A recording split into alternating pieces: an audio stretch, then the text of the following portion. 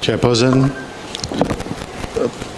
Professor Dr. Aruna Gopinath, Mr. Sathisan, Girish Ramachandran, Mr. Gopalan, my old friend Dr. C.P. Ramachandran, and Mr. Sathisan, past president. I bring you greetings of peace and solidarity from Klang. My name is Charles Santiago, but now I'm going to play YB Kulasegaran though. YB Kulasegaran was supposed to be here to talk to you, but unfortunately because he's unable to make it for conflicting schedules, I've become his mouthpiece though. On that note, let me read the speech that he has sent me. I wish to thank the AMMA Foundation, in particular the President, Professor Dr. Aruna Gopinath, for inviting me to grace the 16th Achievements Award for students who obtained excellent results in the 2017 SPM examinations, and also for students of the UPSR or PT3 2017 examinations. I'm very happy to be here this afternoon for this noble program.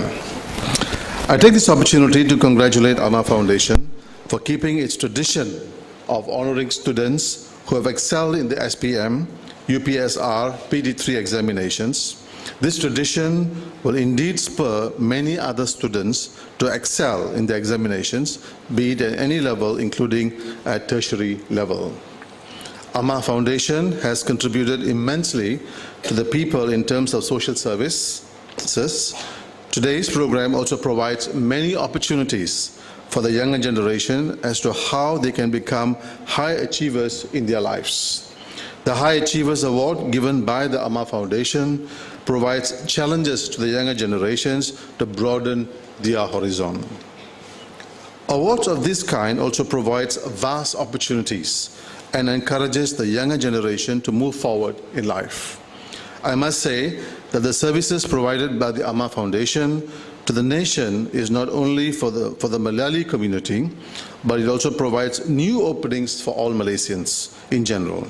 I feel that every registered NGO should provide an opportunity like this for future generations.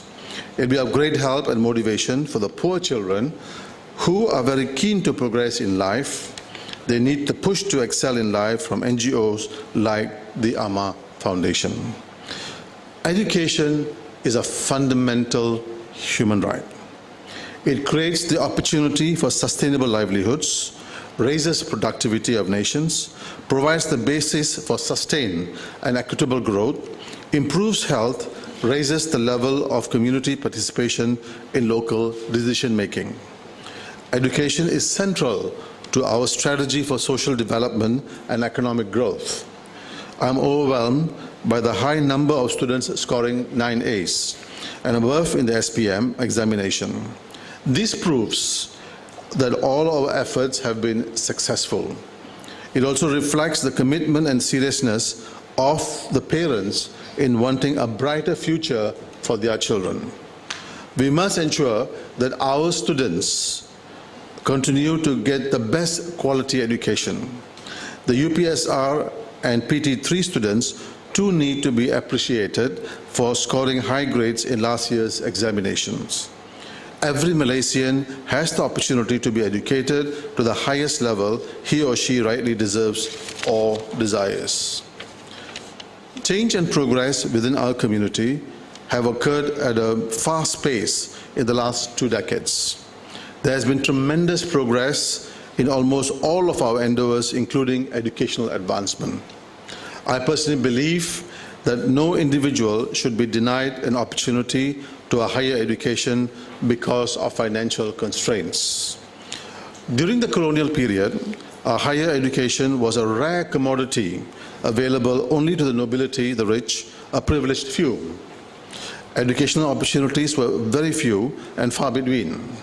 Children in the estates and villages in other rural areas were denied even a primary school education. Even if there were a school, it was poorly equipped and very far from their homes. However, we have come a long way from our colonial past. Today, we have well-equipped schools with qualified teachers in the remote corners of the country. There are public institutions of higher learning in all states. These are complemented by the numerous private institutions of higher learning. Lastly, I wish to take this opportunity to congratulate AMMA Foundation for organizing such a wonderful event, and may this foundation continue with this tradition in the years to come. Once again, congratulations to all the high achievers and the parents for your constant support and encouragement. Thank you very much.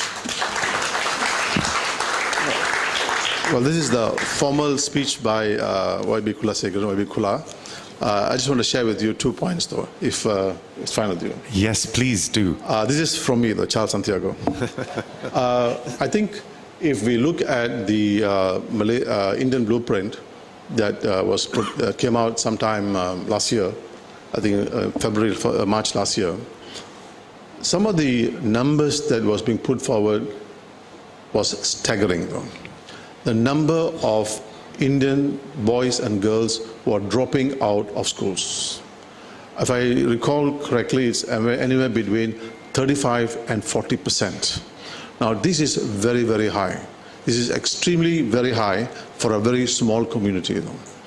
3-4 months ago, I was in Klang and I was passing by the police station, and I saw a whole bunch of Indian parents, largely mothers and sisters, outside the police station. This was about 11:30 p.m. So I was kind of bewildered, and I was wondering, hey, what's going on? And I stopped by and I stopped the car and I went to talk to the parents. And I said, well, what are you doing outside here? It's so late. And he said, oh, our children are in jail. Our children are in jail, are in prison. So I said, what do you mean our children are in jail? How old are your children? 12, 13, 14, and 15. Though. So I was taken aback and I said, no, what's going on here? And of course, I know the police people there. I mean, I've been there for long enough. So I said, show me what's going on. So when I went into the police station, when I went into the prisons, I saw all these young boys, though. Young boys, all in orange, though. I mean, they look to me like refugees, actually. I mean, refugees are also in a better place at this time. But these are our young boys, Indian boys, who are now resorting to crime at an age of 12, 13, 14, and 15. So, my friends, the work of AMMA Foundation is a very important one, though. We need to address those concerns. We need to address the issues of facing poor families, especially the B40 families, though. And clearly, their livelihoods must be better. Their family income also must increase in order to provide hope and support, not only for the parents, but also for children, though. This is really the challenge that we have going forward in the next so many years. Now, having said that, I would also like to share with you and also challenge you to take up the offer that I run a program for Selangor, for the Selangor government, and this is called Usahawan Selangor, Usahawan India Selangor. We have a commitment from the Selangor government. Last year we had R1 million, and this year the Selangor government has given us 3 million ringgit in order to train, to provide skills for Indian youth, both boys and girls, men and women, youths, teenagers, youth, in order for them to become business people, in order for them to move to become business people. And we have started the Pioneer Project last year, and out of the 400 people that we had trained, today we have anywhere between 150 to 170 young men and young women into business, earning anywhere between 500 and 5,000 ringgit, though. So it is possible to re-engineer our society, though. It is really possible to reshape the condition, or the Indian condition in this country. So I offer you the challenge, and maybe AMMA can take up the challenge. The whole challenge is basically to make sure that you take B40 people, train them, and convert them to become successful young entrepreneurs. Today we have many people in Klang and out in different parts of Selangor who are running bridal programs. We found a very good bridal specialist, an Indian woman from Klang, and she has trained 20 of them through a period of 3 months to about 60 to 70 hours. Our requirement is you must meet 60 to 70 hours as part of the plan. And today, if you go to some parts of Klang, especially the poor parts of Klang, the poorer sections of Klang, you will see all the different bridals operating from homes. And they can earn lots of money. I didn't realize that this bridal activity is a $1 billion industry, though. And therefore, we can take advantage of that. We also ran this photography class, also for 20 students, for P40 students, and especially the women today who have learned how to use the camera in a very effective fashion are making 5,000 ringgit.